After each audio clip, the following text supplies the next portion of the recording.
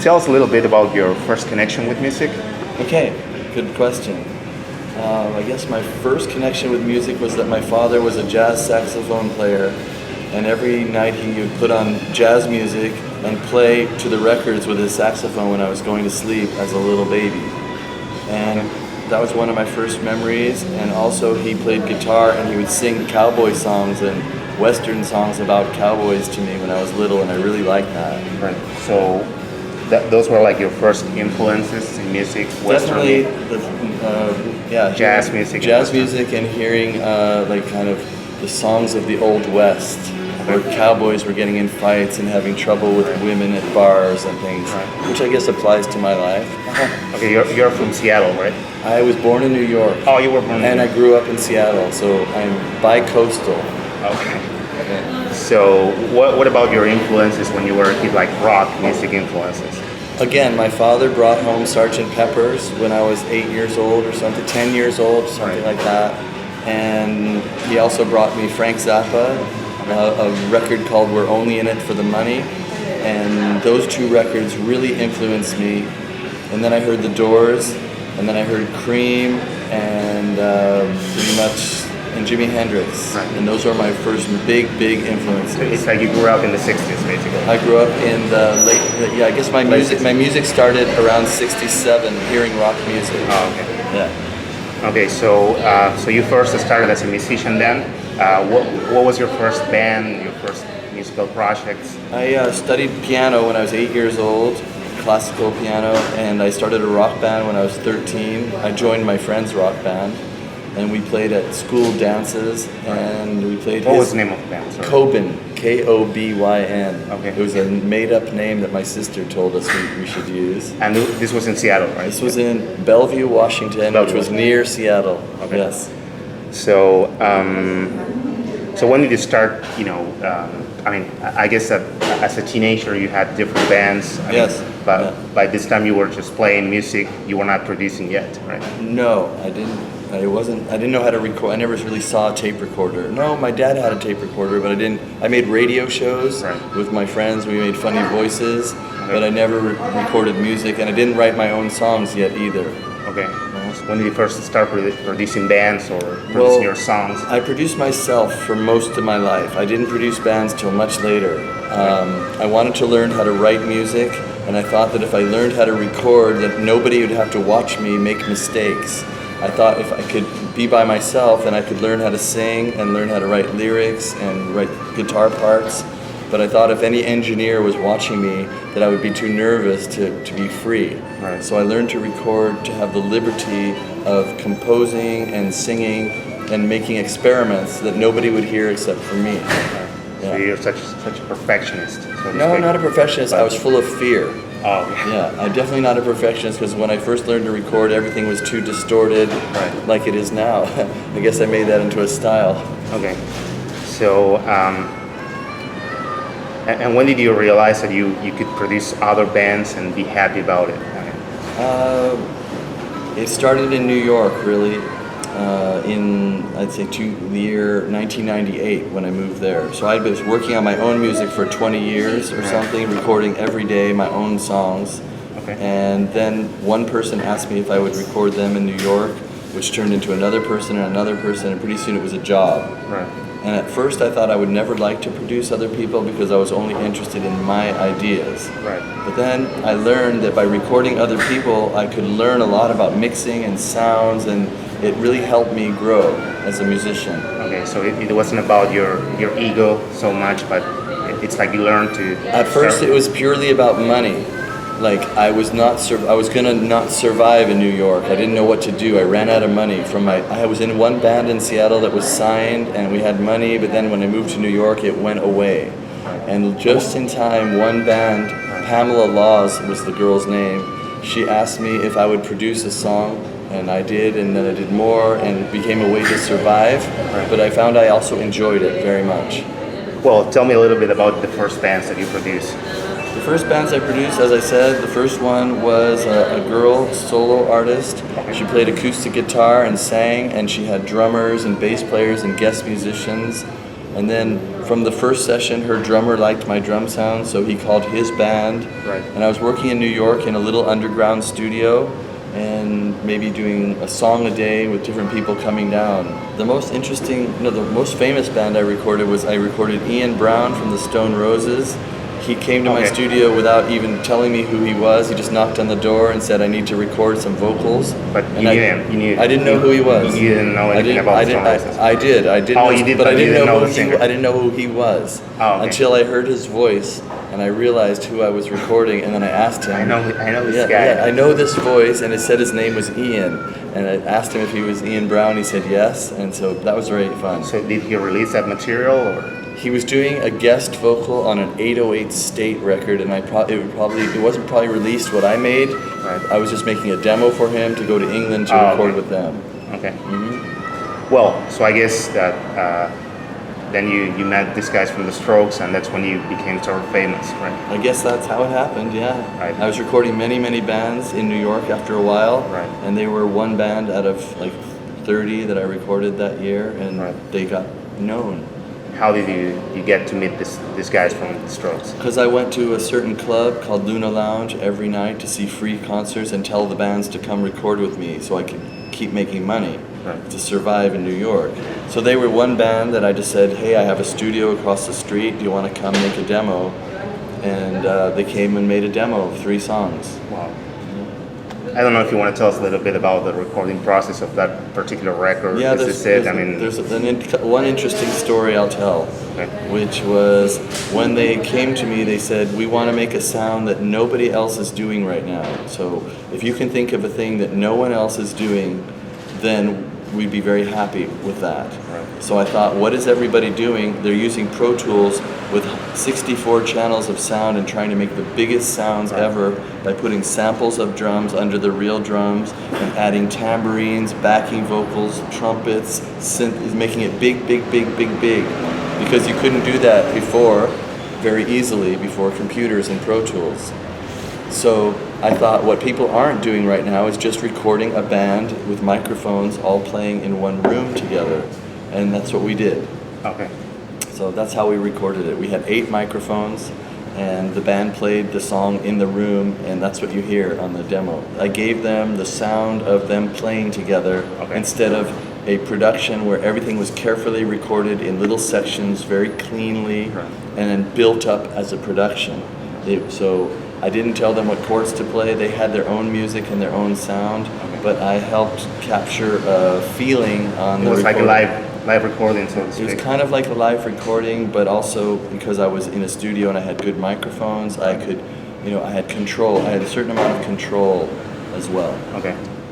Well, this is more of a technical question. What is it that you go after when producing a band? The main thing I go after is one simple thing. If a band hires me, I want them to be happy when they go home and I go away. When they listen to that music, I want them to smile and be very satisfied. That's the main thing. That's the goal. Technical end of producing. Okay. So, as a producer, what is your role? Do you think this is kind of related to the other question. Do you think that you're able to change the direction of a record? I'm not really interested in changing the direction.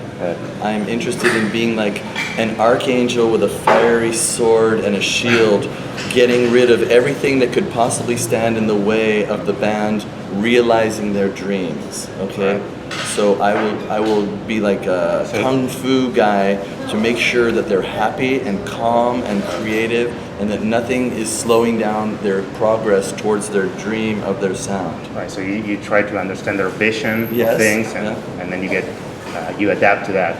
Yes, I do everything that can be possibly done to make sure that they get what they want. Wow, that's beautiful. So you became, well known. I mean, kind of famous producer by the time the internet was just. I mean, the MP3 was just, they were just taking off, so to speak. Right. So how did that affect the way of recording, or did you get used to it? It didn't affect the way of recording at all. It affected the financial flow. Like when the Strokes records first came out and Regina Spektor's first album came out, there was still a great model for selling CDs. And many CDs were sold, millions were sold. So I got royalties on that, and it was great. And then when MP3s came, then suddenly everybody was taking those same songs for free, and my bank account went far down. So that's how I noticed the MP3. So at first you didn't like MP3. I don't know if you like it now, but at first it's like I don't like MP3s. I don't use them. In my laptop, I have all AV files because I really like high quality sound. okay. And I hope that the music business finds a model soon that the musicians and the producers can make money again and live well. I think it's a mixed blessing. I love as I say, I don't really like MP3s, but for example, I can write a song in my living room, finish it in my laptop in one night, make a Photoshop record cover, and put it on my Bandcamp thing, and then post it on Facebook so everybody can hear around the world can hear my song the next day. That's a miracle. And I upload a very high quality file, and when I listen on Bandcamp, it sounds just like it did in my when I made it. So that's the positive aspect, and the negative aspect is that, as I said, we have to figure out a way that bands can be supported, and because a lot of artists are feeling discouraged because they think they can't make a living at it, and so they can't focus on it as much. And also, I have to say, from my own experience, there's so much distraction from tweeting and Facebooking that in the old days, too much information, too many opportunities to not focus on practicing your music and learning chords. It's like it's so easy just to like get on and I chat with 4 people at a time sometimes, texting and Facebook chatting, and it's so easy to get sucked into that.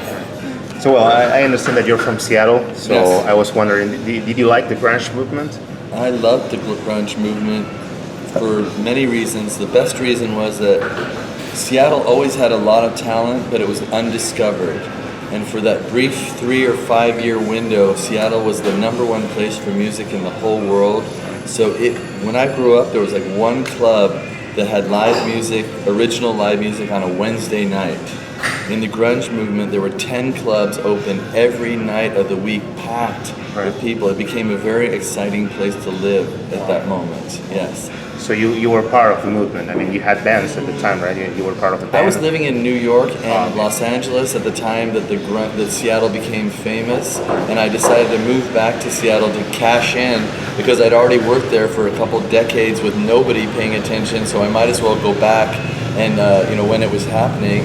And I got in a band called Sky Cries Mary, and we got a record deal and went touring the U.S. 7 times. I went to Japan, and it was a great time to be a musician in Seattle. Great. Okay, so any particular band that you like? Yes, I'll tell you the bands I liked from Seattle at that time. My favorite band was Alice in Chains. My second band was Pearl Jam when they made 10. Right. I liked Soundgarden. What about Nirvana? What? Nirvana? Nirvana was a band that I liked, but they weren't my favorite. Okay. I liked Nirvana and Mudhoney about the same. They were cool, and I liked their songs, but it was not. I liked Alice in Chains and Soundgarden better. Oh, okay. Do you like any of the mainstream music nowadays? I liked 50 Cent's record that he made in 2005. Okay. That's about It's called it. The Massacre. Okay, any other bands or any other No. musicians from? The CDs I have are all from like the 80s and 90s and 70s and 60s, and I have that one CD from the mid 2000s from 50 Cent, and that's all. That's all. Yeah. Okay. Do you think that rock music will ever, take over the world again? If they get the right machine guns, it's possible. When do you think this is going to happen? I think 2015 is when it's scheduled. Okay. Who would you like to produce? Who would I like to produce? I want to produce Mackie's record. And this girl. Oh, there, that's right. yes. Okay. And what else? I want to produce Entropau de Salud from Buenos Aires. Remember that? Yes. And who else I want to produce? I want to produce the band I worked with in Brazil called Audac. I want to produce their album. Right. And I think that's all. Well, what about any musicians from like mainstream musicians, like for example, I don't know. I've never met Paul McCartney, I've never met a mainstream musician, and I never got a phone call from one, so I don't really know about it. and I don't really like most music in the mainstream anyway. Okay, and what artist would you have loved to produce? Any dead musician or somebody that is no longer here? I would love to have produced a Franz Liszt solo album. You know Franz Liszt? Actually, no, I don't know. Really? No. I think it was 1800s. He was like this harpsichordist and organ player from Hungary and lived in Europe, and Right. one of the most technically amazing keyboard players ever lived. Okay. And I would love to have made a little synthesizer album with him. Right, it's more of a low profile.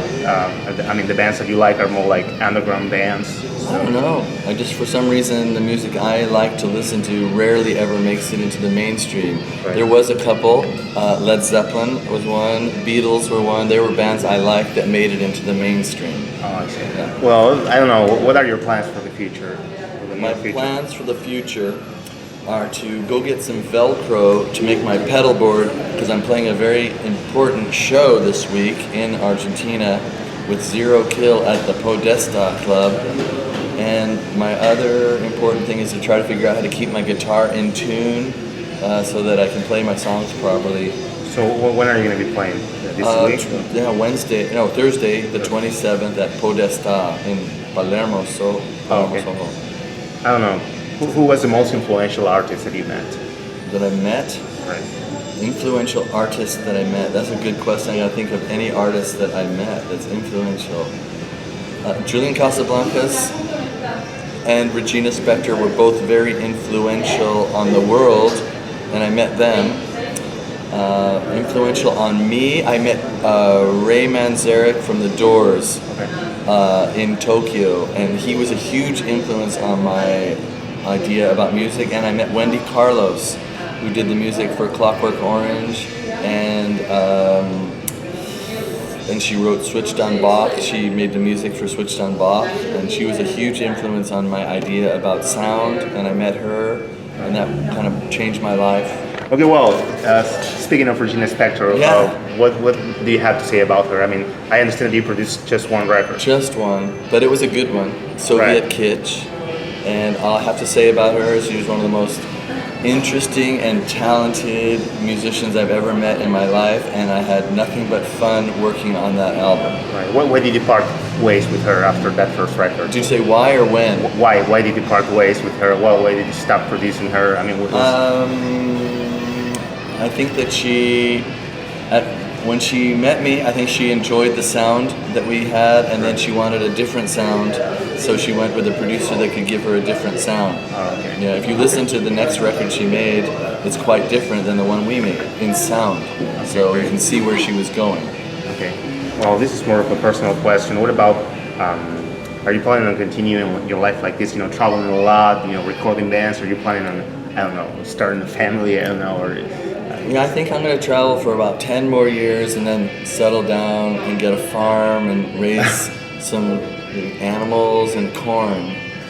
That's good. Okay.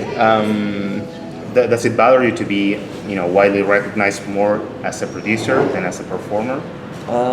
It bothers me in a good way. It makes me want to try harder to be known, for my music. And so in Mexico I've been playing shows, and now in Argentina I've been playing shows. I played in Peru last year. So it's just something I want to keep working on. Right. Yeah. Yes. Being known as a producer of The Strokes and Regina Spektor helps people like maybe come to my show. Right. Or help me get a show, or help me have musicians want to play with me. So it's working very nicely, and I'm happy about it. Okay, and do you think the world will ever see Gordon Raphael as a singer, songwriter, or performer, or? I don't know. I can only try to be creative as an artist and see what happens. Is that your plan, or? My plan is that I have 100 songs online right now, and it'd be great if everybody go listen to them. That's all.